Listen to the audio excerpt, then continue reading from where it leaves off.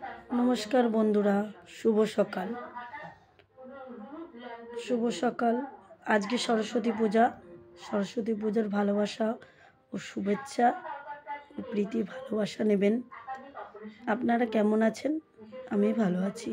देखुन आज के आकाशेर अवस्था केमन, खूबই खाराप अवस्था, कुयाशा ठंडा ठंडा অতটা নেই কিন্তু কুয়াশা এত পড়ছে।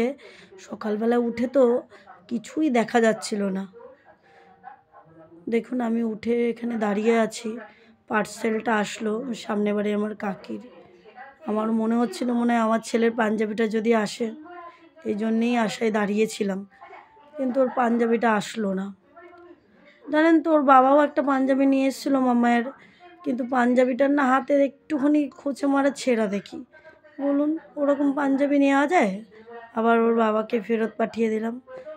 আকাশটা একটু দেখুন, রোদ্দুরের তো বালাই নেই। কি করব অগত্যা, একটু চা খেয়ে নিই। চাটা খেয়ে এনার্জি বাড়িয়ে তারপরে আবার কাজ শুরু করা যাবে। মা চা করলো, আমি আর মা চা খেয়ে একটু কাজবাজ তো করতেই হবে। সকালের সরস্বতী পূজা, তার উপরে আজকে তো আবার রবিবার। দেখুন বাজারে তো আমাকে যেতেই হবে, কিছু করার নেই। শরীরটা খুব একটা ভালো ছিল না আমার, খুব গা হাত পা যন্ত্রণা ব্যথা করছিল, কিন্তু কি করব বলুন, বাজার তো করতেই হবে। আজকে রবিবার, বাজার না করলে তো হবে না। ছেলেটা আমার না একদম কিছু খেতেই পারছে না, এই জন্য আরও গেলাম যে বাজারে যাই। এই যে দেখুন দাদার কাছ থেকে আমার পাশে বাড়ি বৌদি আমাকে একটুখানি বিনস, গাজর, ক্যাপসিকাম আনতে দিয়েছিল, তাই আনলাম। সবজি আমি আগের দিনই এনেছিলাম কাকুর থেকে। এই যে আবুকে বললাম, আবু দেখি অনেক কিছু মাছই এনেছে, কিন্তু আমি তো সব নেবো না। ওই যে ওকে বললাম যে একটু রুই মাছটা কাটো, তা আবু রুই মাছটা কাটছে। এটা আমাদের কাঠগোলার মোড়েই শক্তি মন্দিরে বসে বাজারটা। তারপরে একটু মাংস নিতে আসলাম, আবুকে বললাম মাছটা কাটতে, আর রাজু এদিকে মাংস দিচ্ছে। বলছে দিদি দাঁড়াও একটুখানি, তোমায় কেটে দিচ্ছি। যে কাটছে, হ্যাঁ আপনারা হয়তো জানবেন যে ওদের আমি নাম জানি কি করে, যেহেতু আমি সবসময় যাই বাজারে। বাজার টাজার করে বাড়ি এসে কাজবাজ করে স্নান করে নিয়েছি, যে রেডি হচ্ছি মাম্মা স্কুলে যাব বলে। আমরা আগেই শাড়ি পরার জন্য কি আনন্দ করতাম বলুন বন্ধুরা, কত মজা করতাম। শাড়ি পরতে পারতাম না, কিন্তু মায়ের ওই শাড়ি পরে উঁচু করে একেবারে কোনো রকম করে, মানে পরতে পারি চাই না পারি, পরতে আমাদের হবে শাড়ি। আর আমি জানেন তো কোনোদিনই গুছিয়ে পরতে পারতাম না, কিন্তু শাড়ি এখন একটু কিছু কিছু বিশেষ সময়ে শাড়ি না পরলে ভালোও লাগে না। দেখুন আমি মা আর ছেলে দুজনে ওর স্কুলের উদ্দেশ্যে রওনা দিলাম আমরা গুটি গুটি পায়ে। কি বলুন তো, এই দুপুরবেলার টাইমটা না টোটো একটুও পাওয়া যায় না। কাঠগোলা অবধি হেঁটেই যেতে হবে আমার আর মাম্মাইকে। এই চলে এসেছি কাঠগোলায়, টোটো পেয়ে গেছি।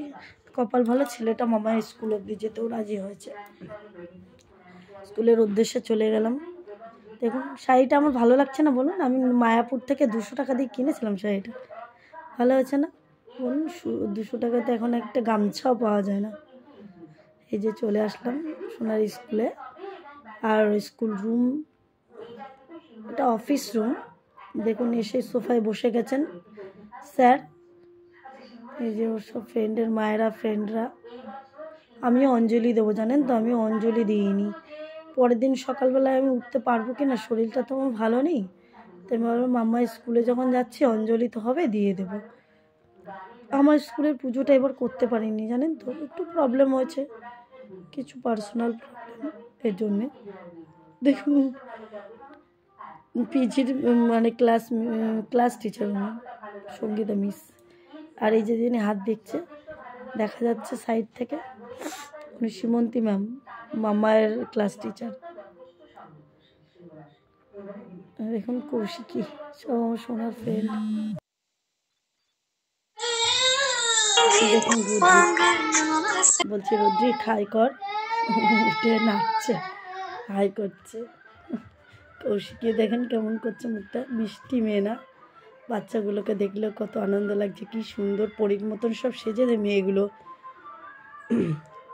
আমাদের ভদ্রলোক উনি আবার ওখানে নমো করতে বসেছেন ঠাকুরকে, মিস আবার ওকে উঠিয়ে দিচ্ছেন।